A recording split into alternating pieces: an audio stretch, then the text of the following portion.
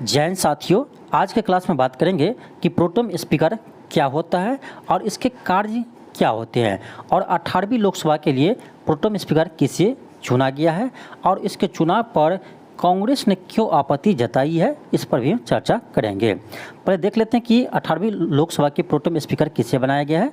तो ध्यान रखिएगा, 18वीं लोकसभा के प्रोटेम स्पीकर बनाया गया भर्तृहरि मेहताब को। ध्यान रखिएगा, भर्तृहरि मेहताब को 18वीं लोकसभा के प्रोटेम स्पीकर बनाए गए हैं। यानी इसका नियुक्ति कौन करता है? तो राष्ट्रपति करता है। ध्यान रखिएगा, ठीक है। देखिए, भर्तृहरि मेहताब जो है वह उड़ीसा के कटक लोकसभा से लगातार 7वीं बार वो लोकसभा चुनाव जीते हैं। और एक चीज़ और ध्यान रखिएगा, 1998 से लगातार वह 6 बार कटक सीट से बीजेडी पार्टी से चुनाव जीते थे, लेकिन इस बार वह बीजेपी से चुनाव लड़े थे और इस बार वह बीजेपी से चुनाव जीते हैं। ठीक है, तो ध्यान रखिएगा, 6 बार वो बीजेडी पार्टी से जीते थे और ये 7वीं बार बीजेपी पार्टी से जीते हैं। इस बात को भी ध्यान रखिएगा। और एक बात देखिए कि 2017 में इसे उत्कृष्ट सांसद और सांसद रत्न पुरस्कार भी मिल चुका है। और ध्यान रखिएगा, वह उड़ीसा के पहले मुख्यमंत्री डॉक्टर हरे कृष्ण मेहताब के बेटे हैं।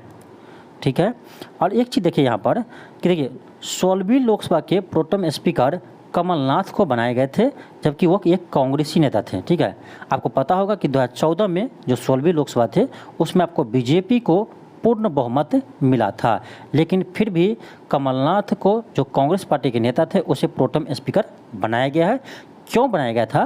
क्योंकि देखिए, प्रथम लोकसभा से ही देश में यह परंपरा रही है कि सबसे सीनियर को प्रोटेम स्पीकर बनाया जाता है। यानी सबसे सीनियर लोकसभा के सदस्य को प्रोटेम स्पीकर बनाया जाता है, ये परंपरा रही है।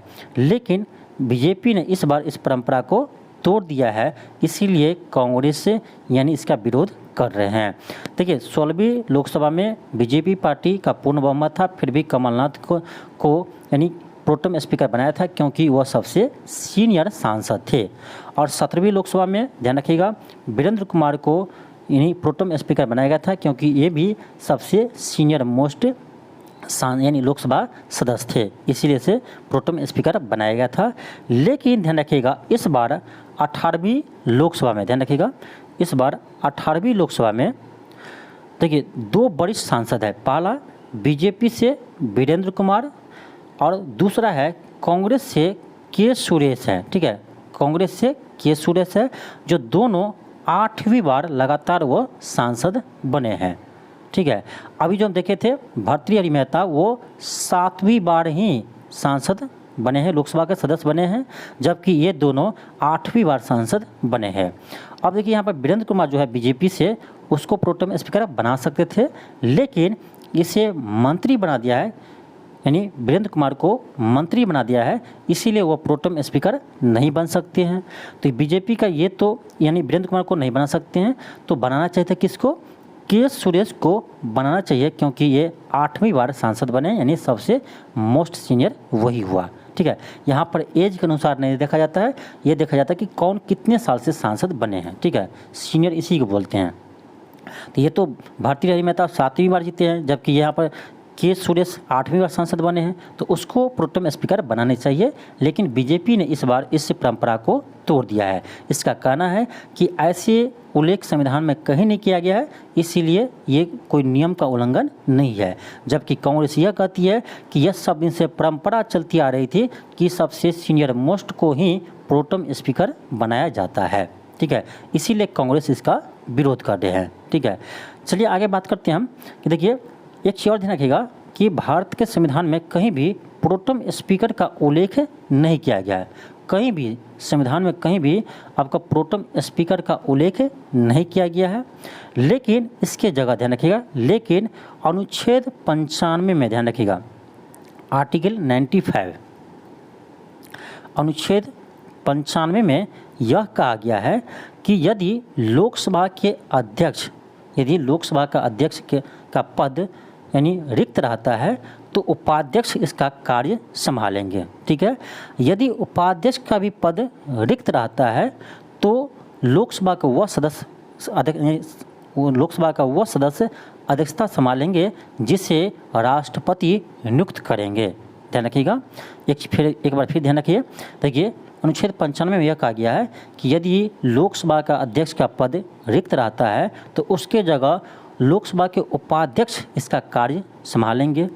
यदि उपाध्यक्ष का भी पद रिक्त रहता है तो वह लोकसभा का सदस्य संभालेंगे जिसे राष्ट्रपति नियुक्त करेंगे। ठीक है, तो इसी के तहत प्रोटेम स्पीकर का भी नियुक्त किया जाता है, क्योंकि आपको पता होगा कि जो 17वीं लोकसभा है अभी जो चल रही थी पहले से 17वीं लोकसभा है, जैसे ही ये समाप्त होगी उसके साथ ही जो अभी वर्तमान में लोकसभा का अध्यक्ष है यानी ओम बिरला थे, उसका भी कार्यकाल समाप्त हो जाएंगे।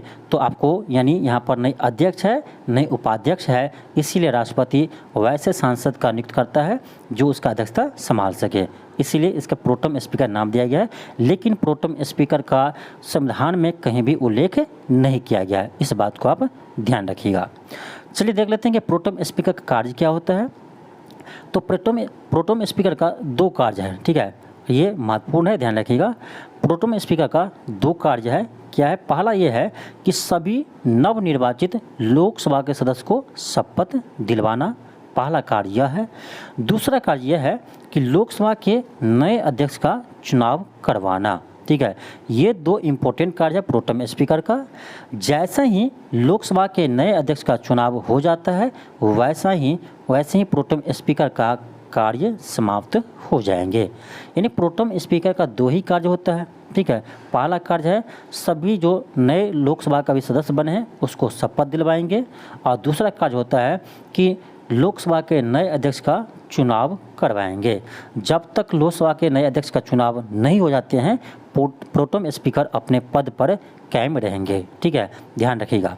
इसलिए जैसे ही लोकसभा के नए अध्यक्ष का चुनाव हो जाएगा उसके बाद इसका कार्य समाप्त हो जाएंगे प्रोटेम स्पीकर का। ठीक है, तो ये था कुछ इतिहास प्रोटेम स्पीकर का। ठीक है, अब इसे ध्यान रखिएगा। अभी जो प्रोटेम स्पीकर बने हैं भर्तृहरि मेहताब, इसका नाम आप ध्यान रखिएगा। चलिए मिलते हैं आपको नेक्स्ट क्लास में। आज के लिए इतना ही। थैंक यू, धन्यवाद।